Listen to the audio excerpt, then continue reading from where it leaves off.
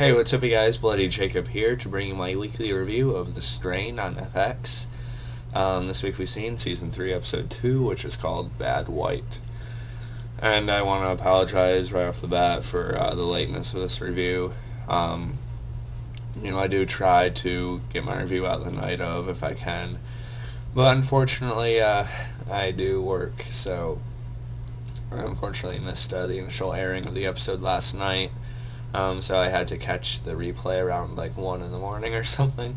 So I watched the episode, but I didn't want to stay up until 3, which I kind of did anyway. But I wanted to sort of do my video on it when I had a little more energy and a new day, But yeah, so this week's episode, I honestly really enjoyed it quite a bit. Was it as good as the premiere New York Strong last week? In ways, yeah, it actually was, I think. We didn't have, excuse me, I'm a little bit stuffed up right now.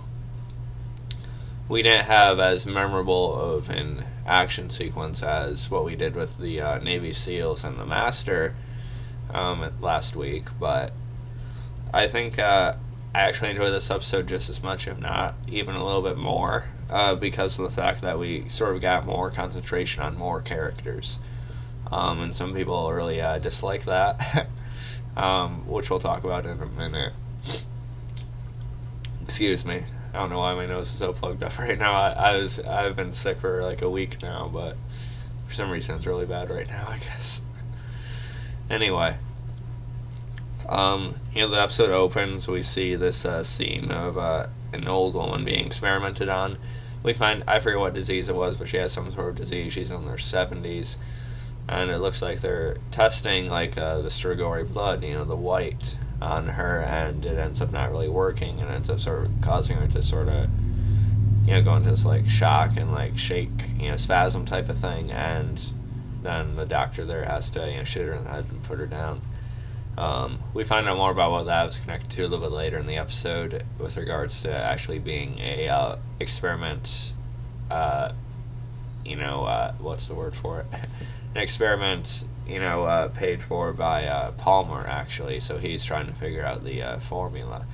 But we'll talk about that in a few minutes, a little bit later in the review. We see Fett, he's talking to one of the Army or Navy SEAL guys that's left, and, he's saying, since you guys seen the Master, the King Rat, just annihilate or slaughter that Navy SEAL team, I guess you guys are probably going to be staying here. I guess you guys need more, men or troops to come up here now that, he's there. But he finds out that they're still planning on leaving New York and heading down to D.C. to, protect the capital and such. Because if that falls, then the country falls. Which is kind of true, but still unfortunate, and, of course, very concerning that they're abandoning New York City, basically, which we heard about last week. When we see Fat, he sort of hooks up with someone at this bar, and I recognize the actress. I don't know her name, but I remember seeing her in that Friday the 13th remake, so it's kind of funny.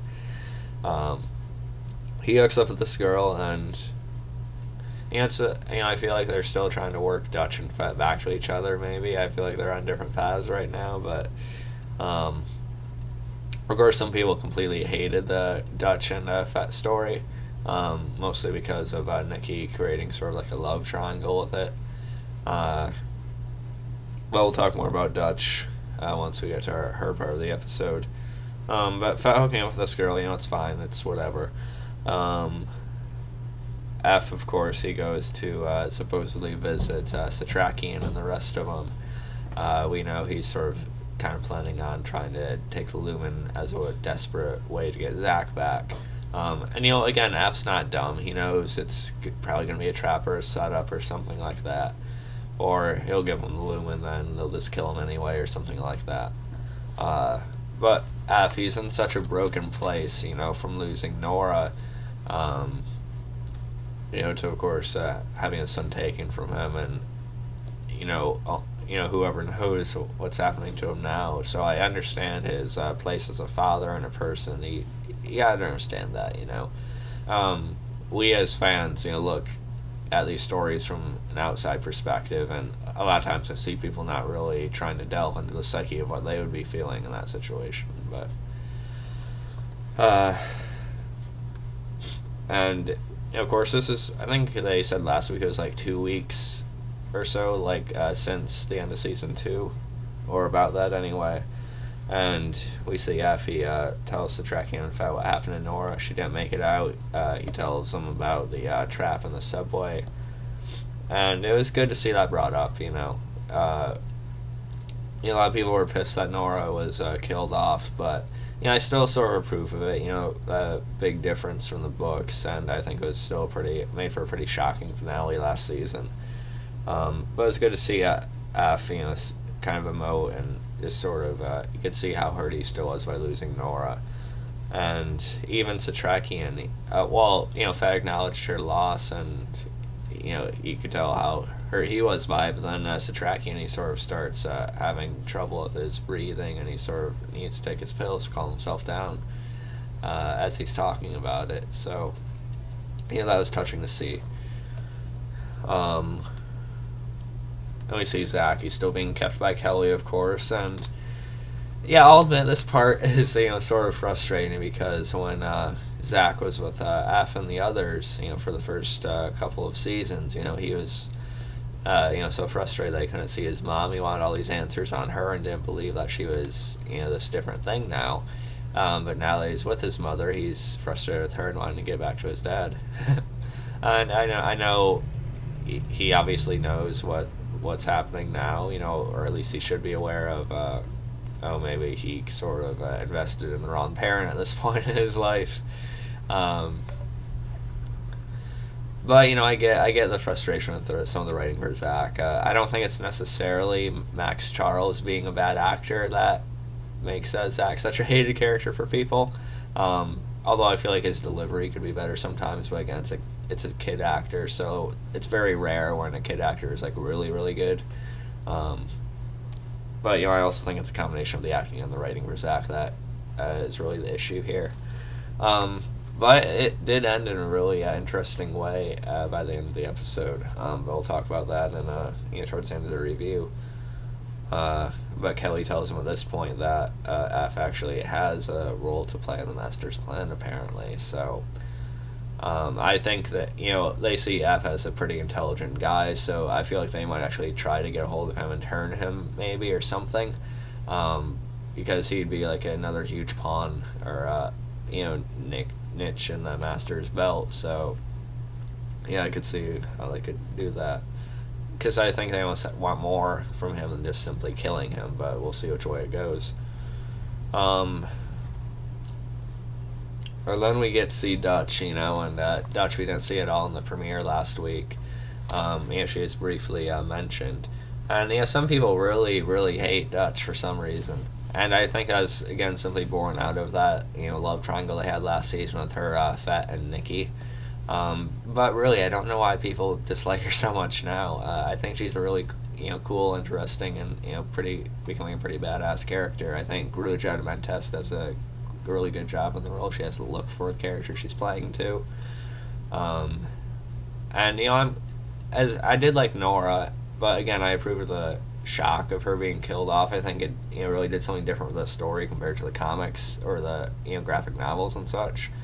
And I sort of approve of Dutch sort of being our main female now. You know, I think it should be interesting to see what they do with her long term. So I really do like Dutch as a character. I think people complain way too much about her, and that's a reason why I put her, you know, sort of in a big emphasis in the thumbnail for the video. I don't know why people go after her so much, but people complain way too much about the show in general. I mean, I skim through like IGN's review of each week's episode. They only give it like 7s every damn week. It's annoying. And you see the comments, and people just, I don't know what people want, you know. It's I don't want to turn this into a rant type video, but people say it's either like just entertaining to shut your mind off or something. But I think there's real thought that goes into the show. I think the writing's really good. I think the acting's good. You know, it's a really cool, intriguing story for the long run. I don't know. I don't know what there is to complain about. I think it's one of the best shows out there, no question about it.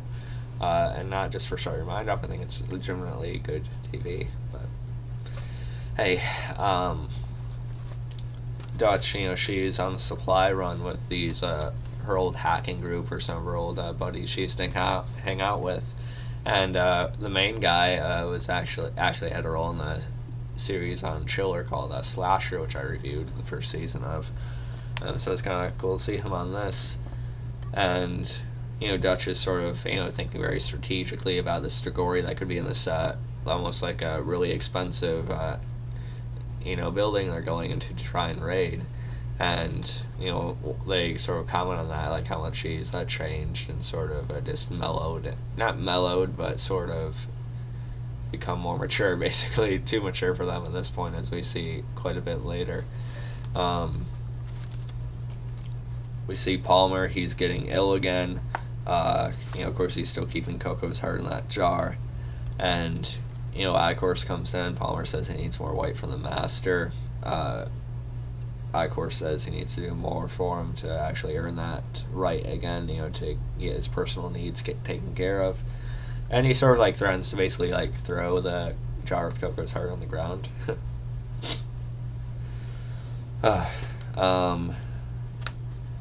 Of course, with the building that Dutch and the others go into, it ends up being a little bit of an ambush. Not really an ambush, but there's strigori in there, and of course, the rest of the group wasn't thinking as intelligently about it as she was, so of course, one of them looks under the bed and gets, excuse the voice crack, one of them gets, of course, stunned, by the ton or whatever it is. And, this little couple, they're both killed and kind of have to be put down. And it was cool, I think it was a cool sequence seeing how able Dutch was to hold him off in this situation. She's standing on the bed, and I don't think they'll kill Dutch off at this point. I think she's gonna be one of our main survivors for the rest of the series at this point, because I think, like I said, she is the main female character at this point. But still, it's kind of intense. It was one strigori after the other coming after her, so it made me worry for a second or two for sure. And then you see the main guy she was with looked like he got nicked. But they actually abandon her and leave her in the apartment after they're panicking. And that eventually leads to Dutch tracking them down. And she sees that the main guy, he's actually infected. You see all the worms going through his chest and such. And, at first they're saying, oh, we had to leave, you're as good as dead. And definitely not like Setrakian's group is to her. And then Dutch actually, she ends up putting the guy down. But at first she's going to leave him, for the others to deal with. But after begging, she finally does it. And it was a lot more violent than I expected. She slices the guy's head in half. We get a pretty cool bloody visual on that, so I think that is a pretty cool thing to see. For the horror fan and me, the gore fan. I didn't expect it to be that whoa, but I liked it a lot. And of course, Dutch leaves him after that. We see that. Oh yeah, I forgot to mention earlier when F went to visit. He also met Quinlan. And, of course, he was pretty freaked out by him at first, what the hell is he? But we'll talk more about that in a minute. But Quinlan and Setrakian are researching, as are the rest of them. And Setrakian says that maybe he does acknowledge that the sun actually did hurt the master. So he thinks that maybe prolonged exposure could eventually kill him. And I think that's true, because it obviously was affecting him. It was hurting him. So I feel he was still rushing to, get the hell back into the shadows at the end of season 1. So I feel if he was somehow kept out there, he probably would die eventually from it. He's just temporarily able to take it for a minute or two, probably even less than that. Of course, Quinlan, he's suspicious of F. We'll talk more about that in a minute. Talk about Dutch tracking down her friends. Let's see.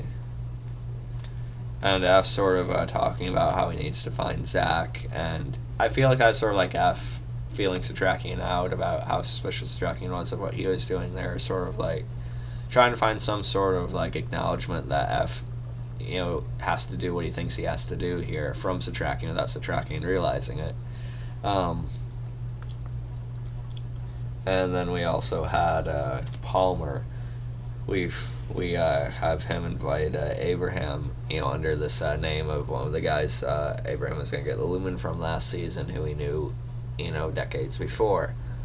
And this draws Abraham out, and Palmer wants to make a deal with him. He wants to know Abraham's formula for the white, that he uses.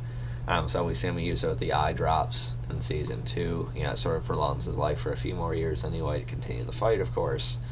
But Palmer, he just wants it for his own means. He doesn't really want more of his life to do anything. But we see maybe that Palmer is trying to feel like he backed the wrong horse here, maybe. I feel like Palmer could just be killed at the end of the season, but we'll see where it goes. Of course, Setrakian just tells him to go to hell where he belongs, and then we see Setrakian talking to Fett that maybe they could sort of manipulate this deal and get what they want out of Palmer, but not really give him what he wants. And Fett, seems a little bit surprised by hearing about Setrakian's use of the white. Let's see. And then I'll talk about the last part with Zach in a minute, but we also had F, of course, going for the safe, with the lumen that's inside of it. And, of course, the UV rays are there shining all around it. And, of course, Quinlan catches F trying to open it. And there's also this really good scene earlier with Quinlan sort of talking about how he's seen what happened with the Borgias in history and different families and empires falling apart. So he's seen lots of signs of treachery and betrayal and stuff like that, and he sees what F's doing now. And when he sees F going for the safe, he says, "What did the master offer you? I can assure you, he's not planning on holding his end of the deal, basically." And then we find out that Quinlan makes this deal to F himself. And, we sort of see that maybe it's not what's exactly in the book, it's what you do with it, the book. We'll see where it goes, though, but I'm not exactly sure what the book's going to do, but I do feel like the solution is probably within the book somewhere, and Quinlan has a better idea than he's letting on. I feel like he knows what he has to do. And, Quinlan, he's sort of diverging from Setrakian and the rest of them again, but as Quinlan said, when he was first introduced, he has no allegiances, and if he sees a different and better way to get what he wants and get to the master the way he wants, he'll do it, he'll take it. So it seems like him and F are sort of forging this new plan together, which is interesting. When he sees Zach, he tries to escape, and Kelly chases after him. He sees Kelly feeding on this person, and finally Zach's waking up a little bit and trying to get out of there.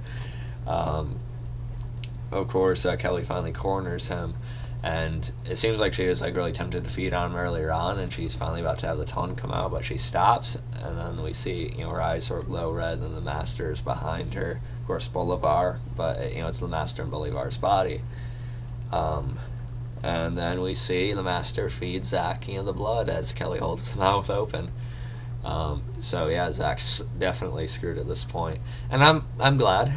Not just because I dislike Zach, but I think it's a good direction. I do know generally where they go in the books with most of the storylines anyway, so I'm glad they didn't really shy away from that in the show, because it does go a pretty dark way in the books as well.